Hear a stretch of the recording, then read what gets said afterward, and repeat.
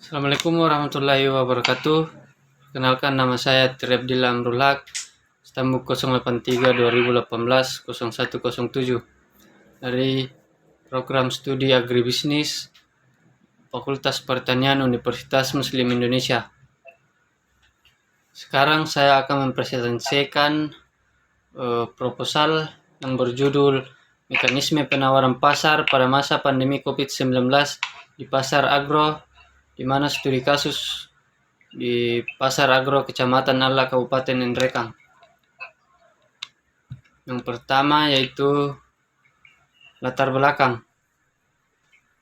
Penawaran pasar adalah jumlah barang atau jasa yang ditawarkan sekelompok penjual atau beberapa orang produsen pada waktu, tempat, dan suatu harga tertentu. Dalam mekanisme penawaran pada pasar merupakan salah satu hal yang lumrah dalam pemasaran atau perdagangan. Berdasarkan uraian di atas, maka penulis ingin melakukan penelitian dengan judul Mekanisme Penawaran Pasar pada Masa Pandemi COVID-19 di Pasar Agro. Selanjutnya, rumusan masalah. Rumusan masalah yang pertama yaitu bagaimana mekanisme penawaran di Pasar Agro Kecamatan Alla Kabupaten Nrekang. Yang kedua, bagaimana keadaan perdagangan Pasar Agro Kecamatan Alla Kabupaten Nrekang.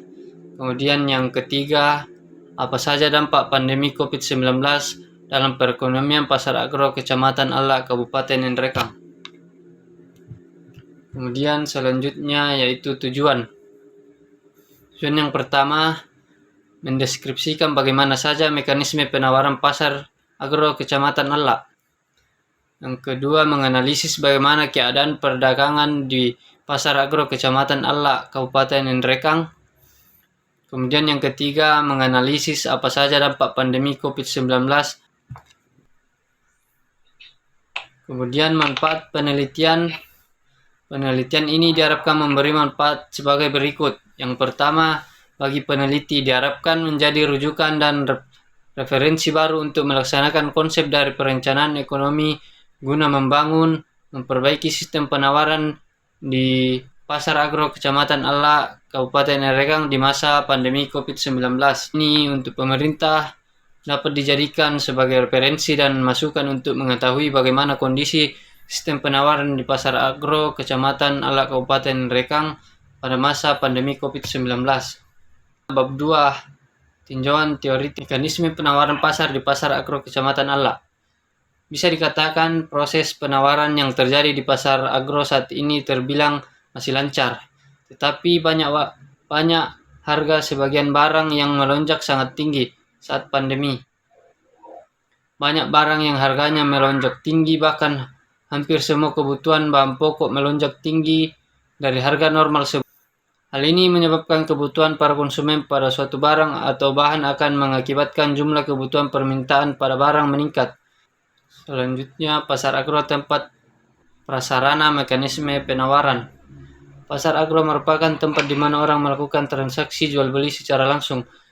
Bagi orang-orang daerah sekitar Pasar Agro merupakan tempat yang pas untuk mencari kebutuhan bahan pangan yang kita butuhkan dengan harga yang bisa kita tawar menurut standar penawaran yang berlaku. Penawaran yang terjadi di Pasar Agro cenderung sangat mudah diterapkan, karena pada dasarnya penawaran di sebuah pasar lebih mudah daripada melakukan penawaran di sebuah minimarket. Tidak hanya terjadi transaksi para pedagang dan pembeli saja, tetapi juga ada transaksi tawar-menawar antara suplai dan pedagang Pasar Agro. Perdagangan di Pasar Agro terbilang sangat ramai dan terkendali. Tidak hanya menguntungkan para pedagang saja di sana, tetapi juga para ojek di sana yang biasanya dibutuhkan untuk orang yang ingin menyewa jasa mereka. Bahkan untuk kurir juga diuntungkan. Sayangnya jalanan di Pasar Agro banyak yang berlubang sehingga ketika hujan tiba akan menimbulkan genangan air yang menyebabkan pasar tersebut terlihat kumuh karena jejak kaki para pembeli yang terkena genangan air atau lumpur. Dengan keadaan seperti itu juga akan mengakibatkan terjadinya kecelakaan yang tidak diinginkan. Ke bab 3, metode penelitian. Di sini yang pertama itu jenis dan lokasi penelitian ini akan dilakukan di Pasar Agro, Kecamatan Allah, Kabupaten Nrekang, Provinsi Sulawesi Selatan. Yang kedua yaitu pendekatan penelitian. Pendekatan yang digunakan pada penelitian ini adalah pendekatan kualitatif, yang dimana pengkajian selanjutnya dalam kemudian sumber data. Kemudian sumber data. Menurut Loveland dan Loveland, sumber data utama dalam penelitian kualitatif adalah kata-kata dan tindakan, dan selebihnya adalah data tambahan seperti dokumen dan lain-lain. Kemudian bab 4 yaitu penutup. Kesimpulan. Yang pertama, mekanisme penawaran pasar agro biasanya hanya dengan uang dan barang. Itu adalah interaksi perdagangan antar pedagang dan pembeli. Yang kedua, pasar agro merupakan tempat di mana orang melakukan transaksi jual beli secara langsung bagi orang daerah. Yang ketiga yaitu keadaan pasar. Pasar tersebut tak pernah sepi akan pengunjung.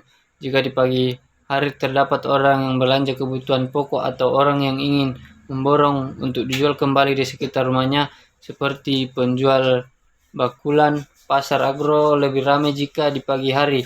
Karena risiko yang keempat yaitu pandemi COVID-19 yang terjadi saat ini memang sangat meresahkan, terutama berdampak pada perekonomian masyarakat. Dengan adanya social distancing, ini sangat menghambat aktivitas masyarakat untuk mendapat pendapat. Mungkin sekian presentase dari saya. Kurang lebihnya mohon dimaafkan. Assalamualaikum warahmatullahi wabarakatuh.